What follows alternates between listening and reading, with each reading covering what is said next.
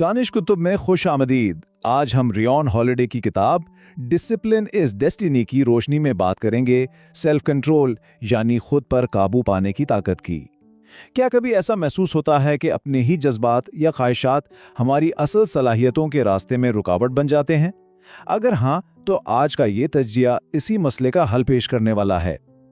चले एक बहुत पुरानी यूनानी कहानी से शुरू करते हैं।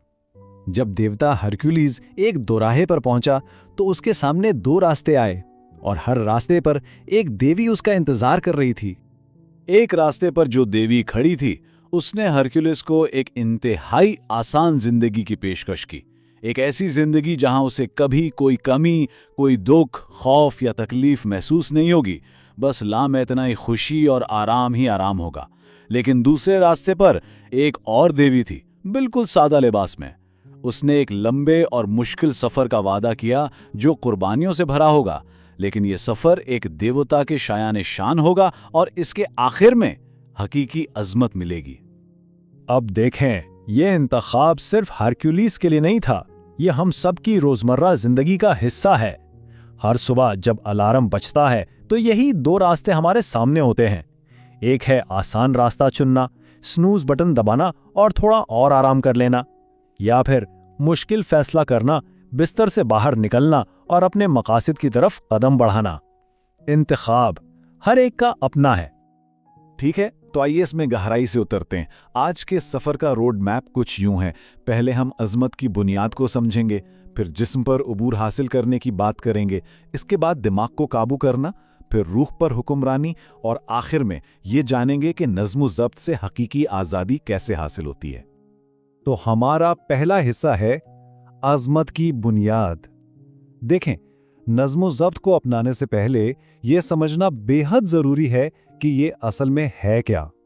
नज़्म ज़ब्त कोई एहसास या मूड नहीं है, ये किरदार की खुसूसियत है। इसका मतलब है अपने जज्बात के खिलाफ जाकर वो काम करना जो मुश्किल लगता है, इसलिए नहीं कि दिल चाह रहा है, नहीं, बल्कि इसलिए कि एक शख्स ने खुद को ऐसा बना लिया है जो वो काम करता ही करता है, चाहे हालात कैसे भी हों। ये स्लाइड हमारे अमल के पीछे की वजूहात को बहुत खूबी से वाज़ेह करती है। 3 चीज़ें हमें अमल पर मजबूर करती हैं: मोटिवेशन, कुव्वत इरादी और नज़्म ज़ब्त। मोटिवेशन तो एक आर्जी एहसास है जो आता जाता रहता है। कुव्वत इरादी यानी विल पावर ज़्यादा काबिल भरोसा है, लेकिन ये एक बैटरी की तरह है जो दिन भर में ख़त्म हो जाती है। लेकिन नज़्म ज़ब्त ये एक किरदार की खसूसियत है, एक आदत है जो मश्क से वक्त के साथ साथ बढ़ती है। जब मोटिवेशन और विल पावर दोनों जवाब दे जाएं, तब सिर्फ नज़्म ज़ब्त ही बाकी रह जाता है। तो सवाल यह है कि ये किरदार की खुसूसियत बनती कैसे है? नज़्म ज़ब्त का सफ़र जिस्मानी खुदी से शुरू होता है। ये मश्क का पहला और सबसे अहम मैदान है। जिस्मानी नज़्म ज़ब्त की ताकत को डेविड गॉगिंस की नाकाबिले यकीन कहानी से बेहतर कोई चीज़ वाज़े नहीं करती। उसने नेवी सील्स में शामिल होने का फैसला किया, लेकिन एक बहुत बड़ी रुकावट थी। उसका वज़न 290 पाउंड था। उसे सिर्फ 3 महीनों में 100 पाउंड से ज़्यादा वज़न कम करना था। तो उसने एक इंतहाई सख्त खुराक और शदीद वर्जिश का मामूल अपनाया और सिर्फ 3 माह में 106 पाउंड वज़न कम करके नेवी सील्स में शामिल हो गया। उसने अपने जिस्म को इस कदर नज़्म ज़ब्त का पाबंद बनाया कि वो दुनिया की मुश्किल तरीन फ़ौजी तरबियत हील वीक को 1 नहीं बल्कि 3 बार बर्दाश्त कर सका।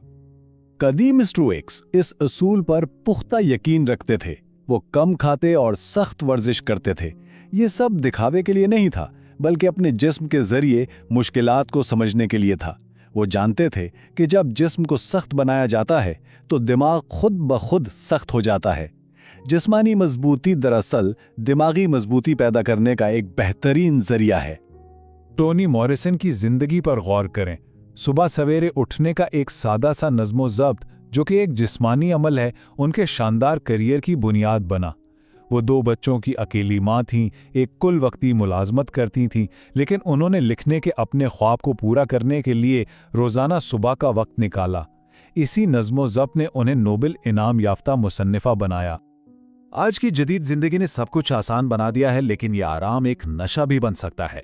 स्टोइक फिलोसोफर सेनेका, जो बहुत अमीर था, वो जानबूझकर कुछ दिनों के लिए गरीबों जैसी जिंदगी गुजारता था। वो कम खाता, सस्ते कपड़े पहनता और जमीन पर सोता।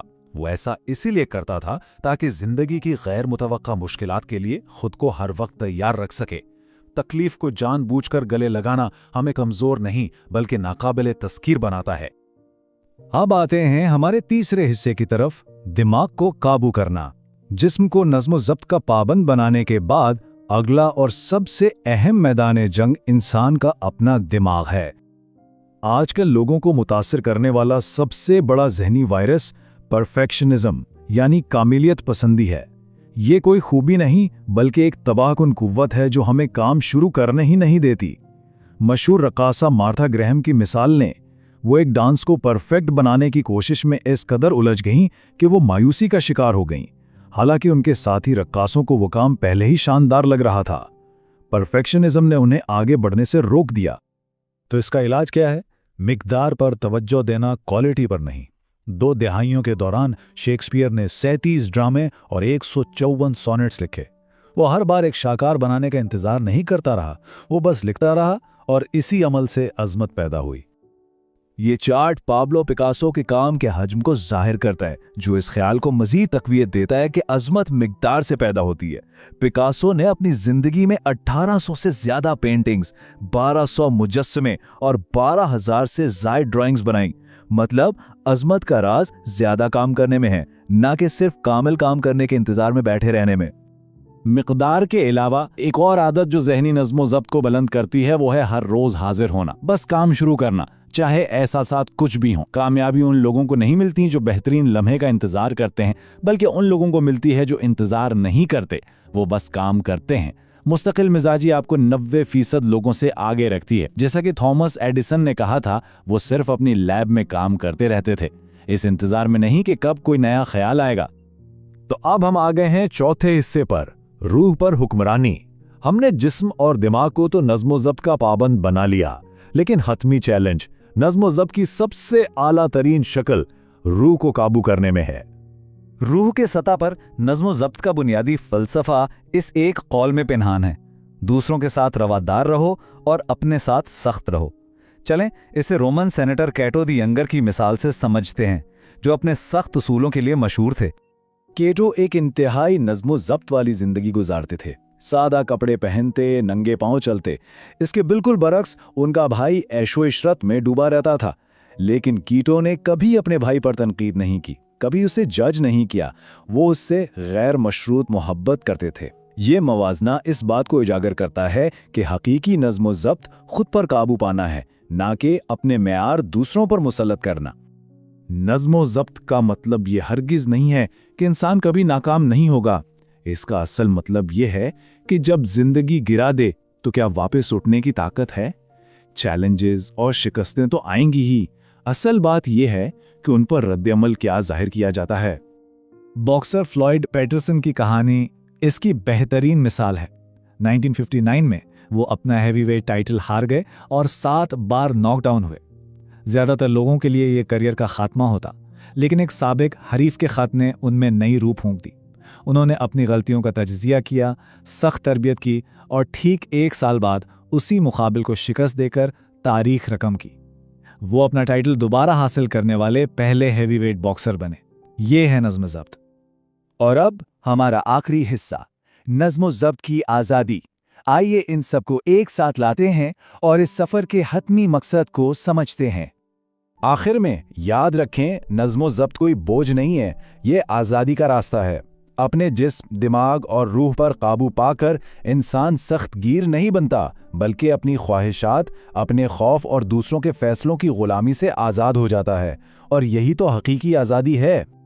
तो अब सवाल यह है कि वो कौन सा एक छोटा नज़्म ज़ब्त वाला अमल है जो आज अपनी तकदीर बनाने की तरफ पहला कदम हो सकता है। देखने के लिए आपका बहुत शुक्रिया। अगर इस तज्जिया ने अपने ज़िंदगी में नज़्म ज़ब्त पैदा करने की तरगीब दी है तो बराह करम इसे लाइक करें, सब्सक्राइब करें और इसे अपने ख़ानदान और दोस्तों के साथ शेयर करें जो अपनी ज़िंदगी को बेहतर बनाना चाहते हैं।